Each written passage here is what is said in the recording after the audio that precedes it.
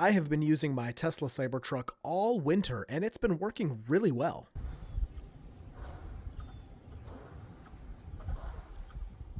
But of course, there's a lot of talk online about how Teslas or electric vehicles, or the Cybertruck specifically, do not work in winter or are really bad in winter or have a lot of problems. So in this video, I'm going to go over my experience, especially talking about the extremely cold days we had that were well below 0 degrees Fahrenheit. I'll talk about the experience in snow and driving on the all-terrain tires, not dedicated snow tires, and the large efficiency hit you will take in your electric vehicle when you're driving in these extremely cold temperatures. Now, this video is mostly focusing on the Cybertruck experience, but I have been driving electric vehicles for over 6 years now in Michigan, where it of course gets very cold every winter, and I'll be sprinkling in a little bit of that experience over the years as well. This video is brought to you by Joa, maker of premium Tesla and vehicle accessories. Claim your discount by using the link in the description below. Now, I want to start by referencing my video I made last year, taking a look at the Cybertruck in really the first snow that I had.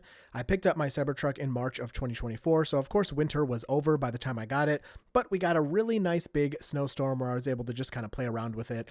And I want to talk about some of the comments I got on that video, which is quickly approaching my third most viewed video on YouTube. And the funniest part about that is most of those views and comments are from people that absolutely hate the Cybertruck and want nothing to do with it. I don't know why they are spending their time watching these Cybertruck videos, but hey, thank you. I really appreciate that. Now, although I've been driving electric vehicles for over 6 years, I drove gas vehicles for over 15 years before that. So I do have a lot more experience driving and owning and operating gas vehicles. And one of the things that I talked about is really appreciating being able to preheat my electric vehicle at home while it's plugged in, because the battery is not used. Of course, if you're plugged in at home, it will use the electricity from your house, warm up the battery, warm up the cabin, warm up the interior, and your battery level will not go down. Again, because it's plugged in. And you may be saying, why do you keep repeating that? So many people lost their minds in the comments about the preheating of the Cybertruck, because I mentioned that you could preheat it for an hour and your battery would be at the same level. And so many people took that to mean you had to preheat electric vehicles for an hour. I'm sorry, I can't help but laughing. People took that to mean you had to preheat electric vehicles for an hour for them to operate in the cold. The truth is, you could get into a negative 30-degree electric vehicle with zero preheating, turn it on, and drive away. And as most people know, that is not a simple fact for gas cars. The amount of times I was stranded by my gas cars in cold winter because that tiny little 12-volt battery just couldn't handle it is too much to count. The nice thing about electric vehicles is they don't have this problem. I also showed in the video when talking about preheating that the cabin reached a temperature of 79 degrees Fahrenheit within 4 minutes of starting the preheating. So you can preheat for 0 minutes, you can preheat for 5 minutes, you can preheat for 2 hours if you want. The point I was trying to make is it's convenient to be at home, plugged in, preheating as long as you want, and your fuel is not going down. Because in my gas cars, I did have one that had the little remote start, and I would preheat it before I would leave for 10 or 15 minutes, and the amount of gas that used was noticeable to me. I knew I had to go to the gas station more because of that preheating in the winter, which of course costs money. Many other comments talked about the doors not working when it was icy outside. Well, we did get one rain, which turned into sub-freezing temperatures. All right, so yesterday was raining. You can see that little lake of ice right there. And now it's 13 degrees, so will it open?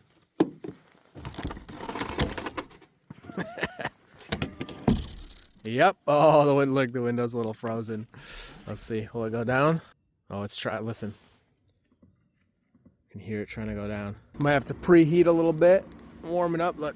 Uh-oh. Oh, don't break it. Let's try another door.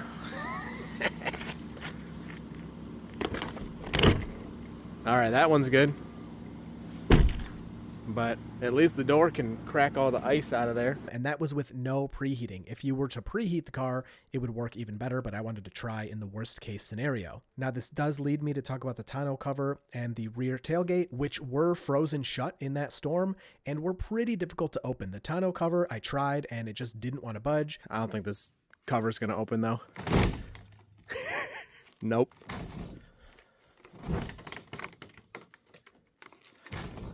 Hold on, let's get up here.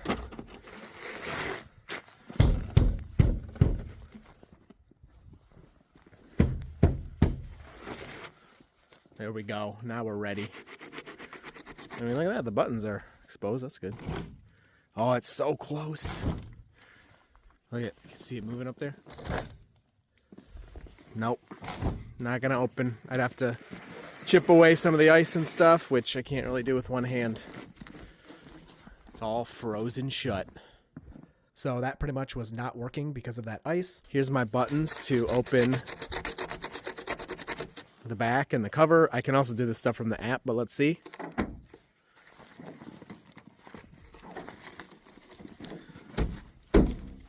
It's opening, it's just frozen shut. So I was able to access the bed, but the tonneau cover would not open. Although just a little bit of sun on that black tonneau cover and all the ice melted, and I was able to use it about 30 minutes later.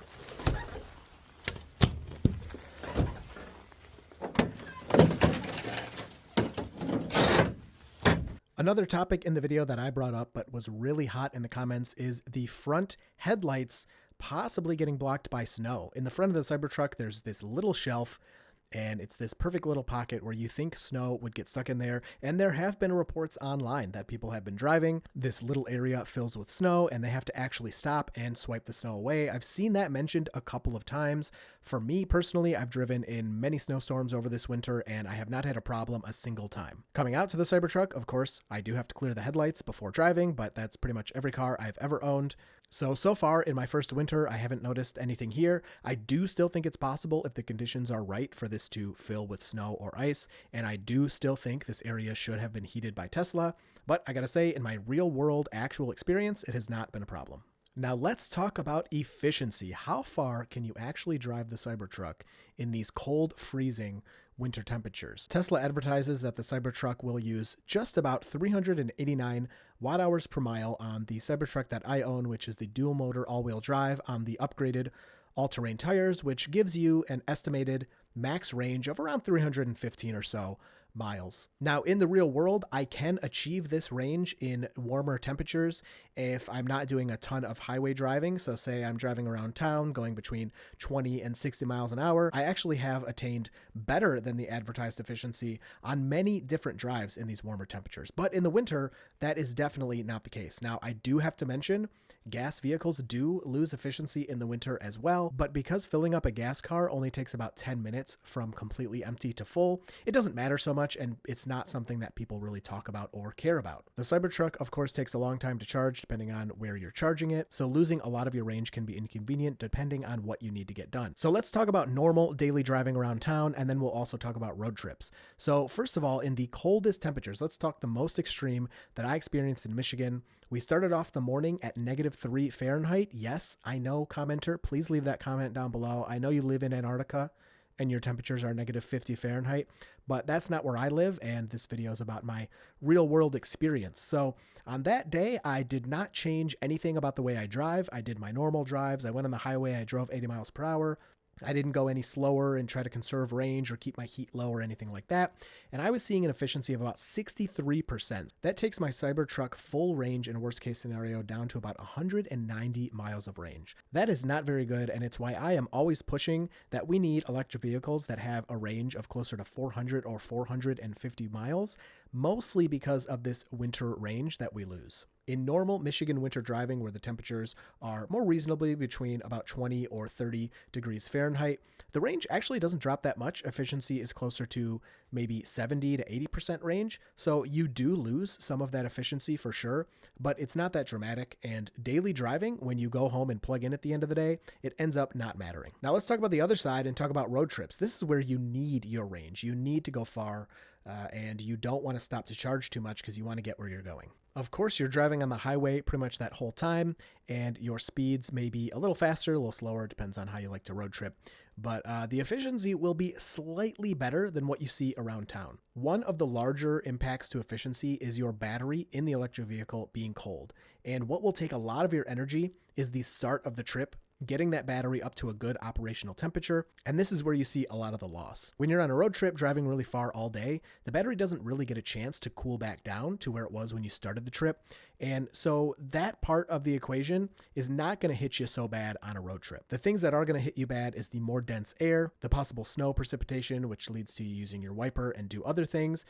the increased usage of your heat in the cabin, and other normal winter factors. We did road trip back from Florida in some really cold and snowy weather, and while our efficiency was definitely reduced, we didn't notice too much of a difference from our way down that was a lot warmer. Now, our road tripping style is to make a lot of frequent stops either way, even if we were in a gas car because we have small children. So in this capacity, it didn't affect us that much, but I could see if I was making this trip solo, I probably would have been taking more stops than I really wanted to.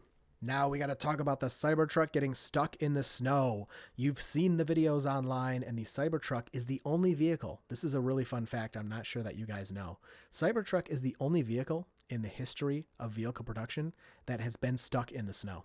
Now, in my real world experience, the Cybertruck has been really capable in the snow, and a huge part of this is a thank you to Tesla's traction control systems that are otherworldly. If you've never driven an EV and never tried the traction control in an electric vehicle, especially from Tesla, you are definitely missing out. It is seriously magic. Now, what is the number one factor in snow driving? What do all vehicles have in common?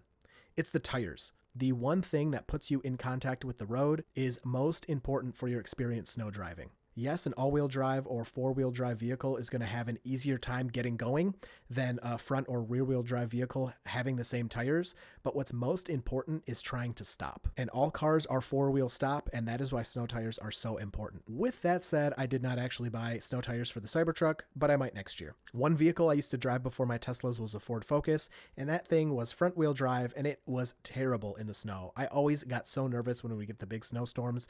And I did not like going out in it until I bought snow tires, and I could not believe the difference. I loved driving in the snow in that little cheap Ford Focus with those snow tires. It was seriously like night and day switching to those things. And ever since then, I have not been able to recommend snow tires enough. In real life, my Cybertruck with the stock all-terrain tires, which are not particularly great in snow, has worked really well. I have never gotten stuck. I've never slid more than I wanted to. And like I said, the traction control has been really good, although in my opinion, the traction control on the Cybertruck is a little too aggressive. When I'm driving the Model Y, I like to slide the back out sometimes, just having fun on the back roads. The Cybertruck really doesn't allow this, but I think that's because of the rear wheel steering, and the truck wants to protect that rear wheel steering. So I did try going into the off-road mode and turning off traction control and turning off that rear wheel steering to kind of keep it safe and protected. And yeah, I was able to slide all over the place, of course, in the off-road mode, and the Cybertruck did great. It was a lot of fun. Now, I was able to go get the Cybertruck stuck in the snow. So I took the Cybertruck out into my side yard next to the woods, on top of what I did not realize at the time was completely frozen grass. The snow was just about 8 inches or so, and I drove out there, no problem, got out there and stopped, and I was in the lowest setting, and I kind of went back and forth a little bit to flatten it out, and tried to go, and I was like, this is going to be great, no issues at all, and the Cybertruck would not move. I was also on a slight hill, and I wanted to go up that hill. I threw the Cybertruck into the off-road mode and put it into the special snow and gravel setting. This lifted the suspension up to high, which I switched to very high to allow good body clearance of the snow. And I also turned on both the front and rear locking differentials, which yes, they do actually physically lock. It is not just digital. And with that, I was off. So I thought, and no, I was pretty stuck. I could not get out of the snow. So I had to do the normal snow things. If you've ever been stuck in the snow, you know you need to get some snow away from your tires. I had built up some nice mounds right in front of and behind my tires. I did have one traction board, I couldn't find my second one, and I just was able to rock back and forth until I did wiggle my way out of there. I didn't need any type of rescue, but I was actually quite surprised to see the Cybertruck get stuck out there. But again, under that snow was a thin layer of ice, which, yeah, you're not getting traction on ice very well. But if I had snow tires, I don't think I would have been stuck at all. Those even grip better on ice than other tires do. Now, the last thing that I've noticed with the Cybertruck, which is kind of random and weird, but I wanted to mention it, is the front motor especially is much louder in colder temperatures. Now, the motors are pretty quiet in general, and even much louder is still pretty quiet, but you can hear it whining in the front, and I think this just has to do with it trying to heat itself up and get heat throughout the heat loop to heat the battery, heat the cabin, and do all of that. But especially on those sub-zero temperature days, that front motor is screaming, and it's just trying to warm everything up. And it just kind of stays like that. It does stay loud for most of the drive. I didn't really notice it quieting down as things warmed up.